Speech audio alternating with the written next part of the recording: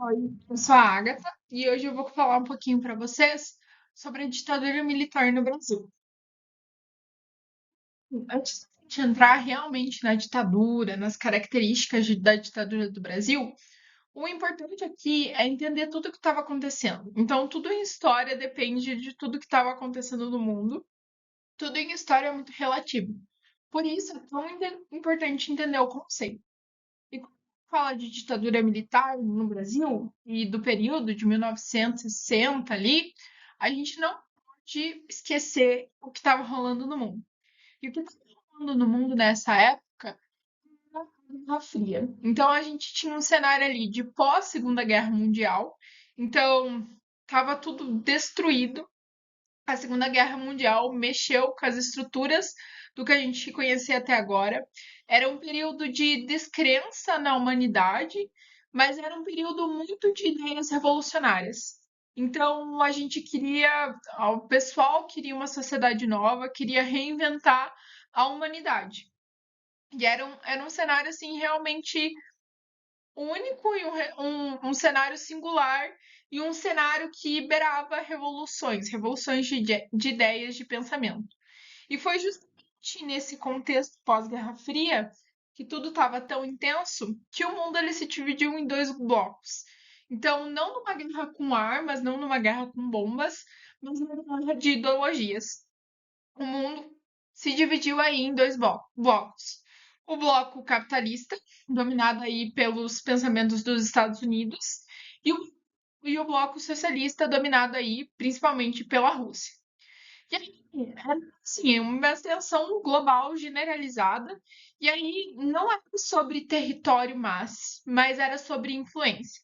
Influência ideológica. Então, que lado estava certo, quem ia conseguir ir mais longe, a gente tem nessa época é, a disputa por várias coisas diferentes. Uma delas era uma disputa para quem chegava antes do espaço. Então foi um período de muita evolução, mas muita competitividade também. E aí, aqui nesse cenário Guerra Fria, a gente está falando principalmente de Estados Unidos e Rússia, mas envolvendo também todos os países. Então, olha, você, Brasil, você está do lado de quem? Você, Itália, você está do lado de quem? Então, realmente, ia além desses dois países, e era uma tensão que estava em todos os lugares. Também, a gente teve em 1959 a Revolução Cubana, o que, assim, aumentou os rumores da América Latina comunista e realmente os temores dos comunistas na América Latina. Então, pô, os Estados Unidos estava ali lutando para tornar a América Latina capitalista, para garantir que nenhum país aqui da América fosse virar comunista. E aí, os Estados Unidos, eles financiavam ditaduras para, assim, não deixar que o comunismo se espalhasse. Então, os Estados Unidos eles financiavam monetariamente mesmo, com dinheiro mesmo, algumas ditaduras na América Latina para impedir que o comunismo se espalhasse por aqui. Então, perceba esse contexto. No contexto nacional para golpe, a gente tinha nos anos 50 um crescimento. E esse crescimento do Brasil, das nossas indústrias, a industrialização, ele trouxe também crises políticas. Então, já era um ambiente que gerava discussões, bastantes discussões. Com o governo do JK, do Juscelino Kubitschek, a gente teve o desenvolvimento de Brasília. O slogan do Juscelino era 50 anos em 5, né? Mas também a gente teve um aumento da dívida no Brasil, e também a inflação ela foi lá em cima mesmo. O Juscelino Kubitschek ele era muito aberto a multinacionais, ele era super fã de carros, enfim, né? E aí ele trouxe todo esse desenvolvimento para o Brasil, mas a um custo muito alto. E aí, sendo que é assim, em 1961, a gente tem a renúncia do Jânio Quadros, que ficou um ano só na presidência, e titular, o Jango, então, o Jango propôs várias reformas de base, e aí a gente fala aqui de reformas agrárias, de reforma agrária, de reforma na educação do país, de reforma nos bancos, e a gente tinha ah, então a gente tinha uma parte mais conservadora que tinha medo do país virar socialista por causa dessas reformas de base. Sim, que não tinha exatamente uma opinião formada, mas eram cenários bem importantes, então, bem contrastantes. A gente tinha uma elite que não estava apoiando muito o governo, que tinha medo dessas reformas de base e tinha medo que o Brasil virasse comunista, simples assim. Nesse contexto cheio de contrastes, cheio de opiniões, que acontece o golpe militar em 1964. Então, em 31 de março de 1964, os militares eles assumem o poder do Brasil, eles assumem aí a presidência, o poder mesmo. Quando a gente fala do apoio, quem estava por trás desse golpe, a gente tem aí a elite, então estou falando de empresários, pessoal que tinha medo de perder o seu dinheiro mesmo, tem uma parte da população, então, que nem eu falei, uma parte da população elite. Tem também a contribuição da igreja, a igreja católica muito forte aqui no Brasil. E também os Estados Unidos, que sempre apoiaram e apoiaram todas as ditaduras na América Latina para evitar que o socialismo se instaurasse aqui. E, assim, o ponto forte aqui do golpe de 1964 é que após a ação militar, os militares assumiram o poder e deu-se o fim da democracia. Então a gente começou um regime autoritário no Brasil em que o presidente não era mais escolhido, eram sim os militares que assumiam a frente do poder do nosso país. Vamos às características da ditadura. Então, primeiro ponto, supressão de direitos. Era uma ditadura. Então a gente não tinha mais liberdades civis.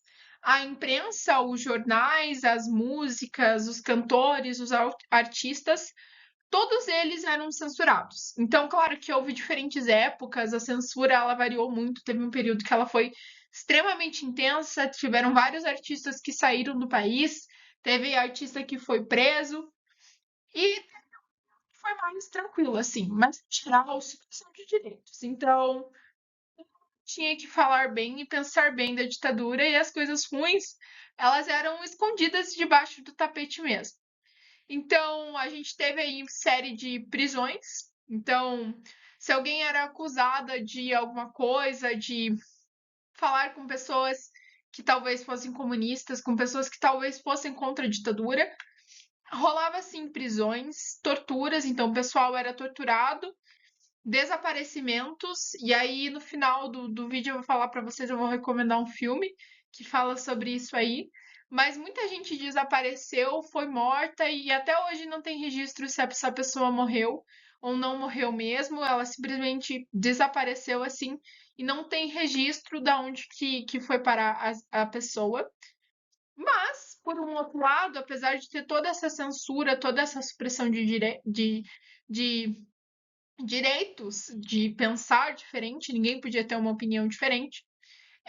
Durante os primeiros anos da ditadura, a gente viu aí um milagre econômico. Então, aquela economia que estava abalada, que estava assim pesada para o Brasil, deu uma melhorada. A gente teve aí obras faraônicas, se chama obras faraônicas, obras enormes, que elevaram a economia, então gerou muito final da ditadura, a gente teve aí um alto custo social e uma desigualdade gritante. Então, cada vez mais a desigualdade ela se instaurava no nosso país.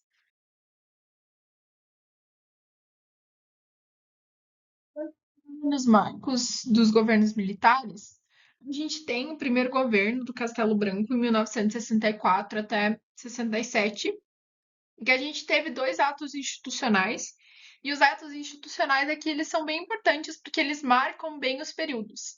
Então, ó, primeira parte, 64 a 67. AI1, que permitia as cassações de mandatos, suspensão dos direitos políticos e a perseguição a opositores. Então, ninguém mais podia ir contra os militares.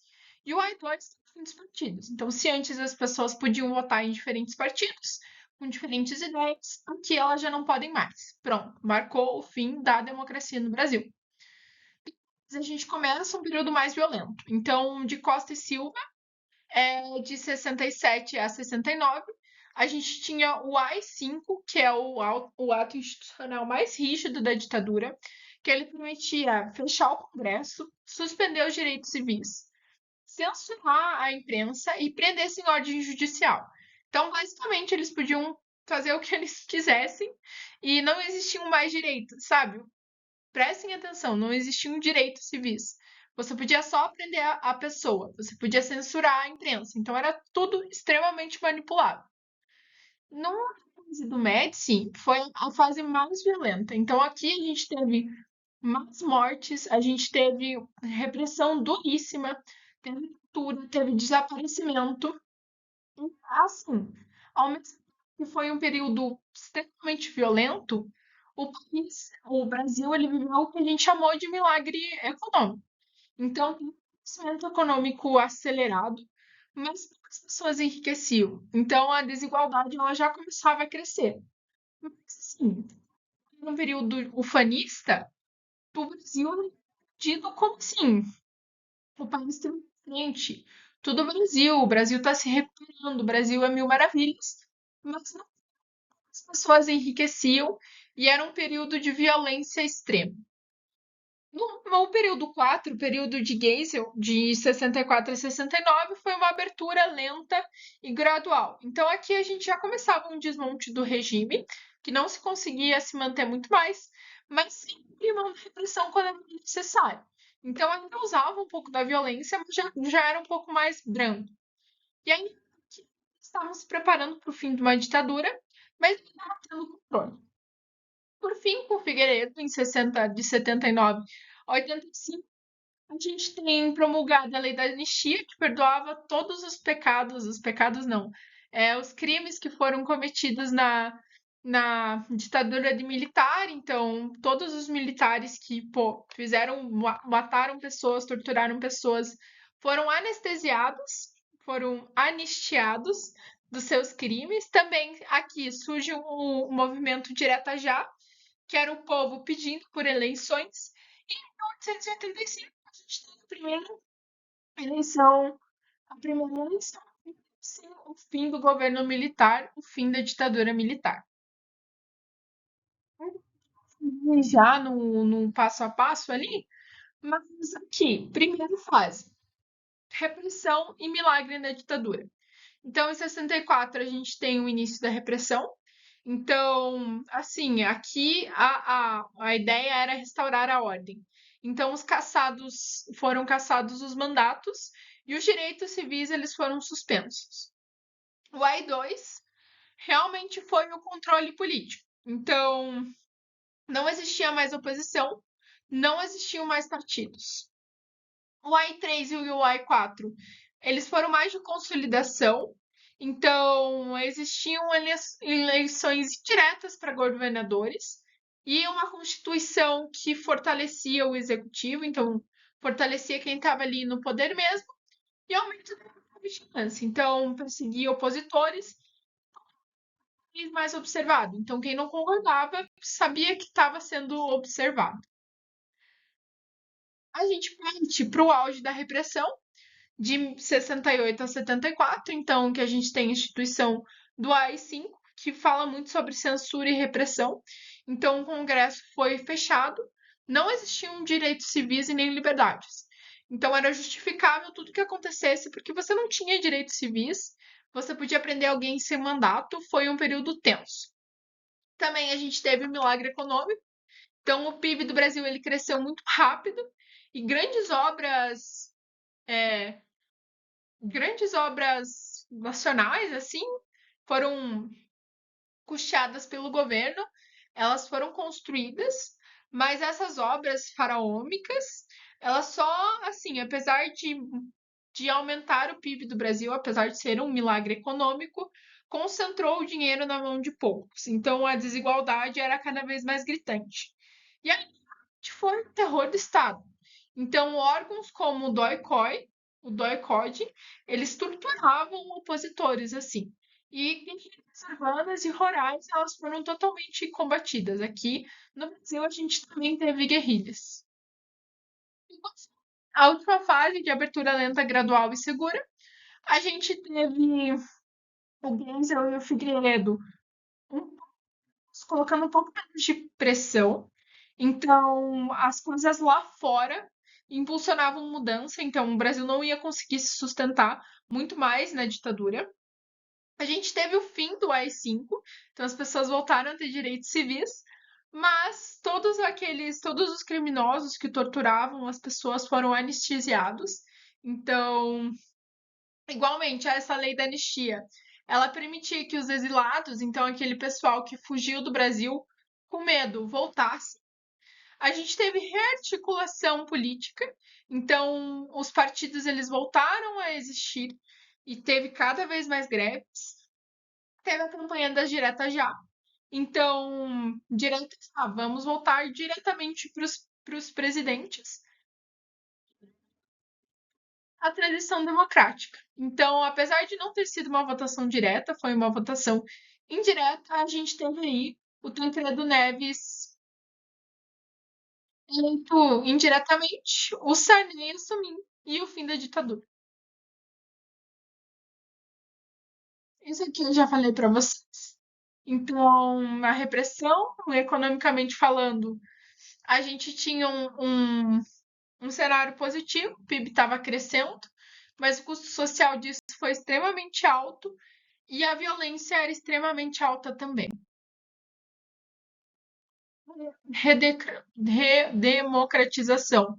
Contava com a lei da anistia, então todos os perseguidos políticos e os agentes da repressão foram perdoados. A gente teve forte nas ruas a campanha da Direta Já, que queriam eleições diretas para o presidente. A gente teve em 1985 a eleição indireta do Tancredo Neves. Em 1988, a Constituição. Então, um restabelecimento do Estado democrático, das leis da democracia. E durante toda a democracia, claro que teve pessoas que não concordaram com isso. E aí a gente teve os levos de resistência à ditadura. Então, resistência cultural na música, no cinema, na literatura, de protesto mesmo. Então, muitas músicas conhecidas hoje, conhecidas da época, davam indiretas sobre. Faziam indiretas à opressão naquele momento. Sim, a gente teve muitos movimentos sociais, então, principalmente na primeira fase, quando as coisas não eram tão violentas. Então, movimentos sociais, estudantis, os sindicatos, os movimentos artísticos. Também, então, no Brasil, a gente também tem guerrilhas, grupos armados mesmo, religioso. Então, os setores progressistas da igreja também contra a ditadura, também eram contra toda essa violência usada, apesar da igreja apoiar, de certo modo, a ditadura lá no começo. E, que nem eu falei para vocês, e eu botei aqui porque eu queria retomar esse ponto, mas o crescimento do Brasil, o crescimento do PIB do Brasil foi de 10% ao ano. Então, grandes obras de infraestrutura, então realmente obras puxadas pelo Estado, foram realizadas. Sim, o financiamento externo, então, o dinheiro que veio de outros países para financiar essas obras, apesar das obras terem gerado emprego, terem gerado crescimento do PIB, gerou um forte endividamento do Brasil. A gente olha socialmente, há uma desigualdade social e uma concentração de renda. Então, quem ficava muito mais rico, quem era pobre continuava pobre, ou mais pobre ainda. E também os finais, então, no final da ditadura, nem a economia estava boa. Então, os choques de petróleo, a gente teve uma crise do petróleo, elevaram a inflação e a dívida externa explodiu. E explodiu assim, e no final de tudo a gente tinha uma alta inflação e um alto desemprego. Quando se fala de ditadura, a gente pode pensar nos legados. Então, primeiro, as pessoas que foram torturadas, todas as famílias que foram caçadas, o pessoal que perdeu um pai e uma mãe, e assim, seu pai era sequestrado, desaparecia, e você nem sabia onde a pessoa estava, você não sabia se ela morreu, se ela não morreu. Um impacto realmente. forte para quem viveu diretamente isso. A gente teve em 2011, só em 2011, o Comitê Nacional da Verdade. Então, as pessoas que torturaram, né, os agressores, eles foram anestesiados. Mas a gente teve a criação do Comitê Nacional da Verdade muito pra buscar o paradeiro dessas vítimas. Então, pô, você merece saber aonde a pessoa morreu, se ela morreu, se ela não morreu. E isso é muito importante para a gente lembrar o quão importante é a democracia, a liberdade e os direitos humanos. Então a gente tem que ter, e a gente precisa do nosso direito de pensar. Não é errado você discordar do outro, mas o errado é você não poder discordar do outro. Então a gente precisa ter o nosso lugar, a gente precisa ter os nossos direitos, a gente precisa ser seguro para pensar diferente um do outro. E aqui eu coloquei a imagem de um filme famosíssimo que tá, é, que ganhou o Oscar esse ano em 2025. Vocês podem pesquisar esse filme, Eu Ainda Estou Aqui. E ele é muito bom, ele fala sobre a ditadura. Vocês conseguem entender várias coisas a partir do filme. E é um filme muito impactante, então é muito legal. Vocês conseguem usar esse filme como repertório de redação do Enem também. Então, esse mostra o que foi a ditadura. Mas, sim, o vestibular de vocês o nome dos presidentes, as datas dos presidentes. Mas, assim, são no contexto global. Então, entendam a ditadura do Brasil e a Guerra Fria. Então, onde estava o Brasil nesse meio? O que estava acontecendo com o mundo além disso? Os atos institucionais, eles são importantíssimos. Então, eles são marcos muito legais da ditadura. E aqui eu friso o AI-5, então o mais violento de todos. Democratização. Então, como as coisas aconteceram e como foi essa volta em análise. Então, assim, você pensa que o Enem ele vai vir muito forte nessa onda de democracia. Então, por que que a democracia é importante?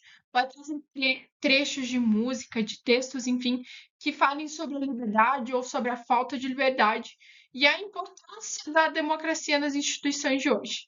Então, assim, se crítica. Não sabe o que eles vão cobrar de vocês.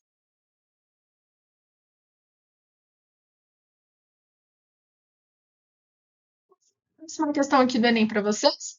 Vocês pausem o vídeo, leiam a questão, eu não vou ler dessa vez, e tentem responder ela, porque ela é bem de responder. Se você acerta B, então a gente tem uma música aí famosíssima, aposto que vocês conhecem essa música, mas é uma crítica à ditadura. Que, assim, no final da ditadura, quando esse tipo de música podia ser gravada, né? É, a gente ainda não podia escolher presidente. Então as pessoas não tinham esse poder de escolha sobre aquilo que elas estavam fazendo, né? Não tinham poder de escolha sobre quem ia dominar não, ia liderar o país nos próximos anos. E é isso. Fico à disposição, qualquer coisa é só me chamar. Esse tema é super legal, faço uns exercícios, eu deixei vários exercícios também linkados no PDF das questões.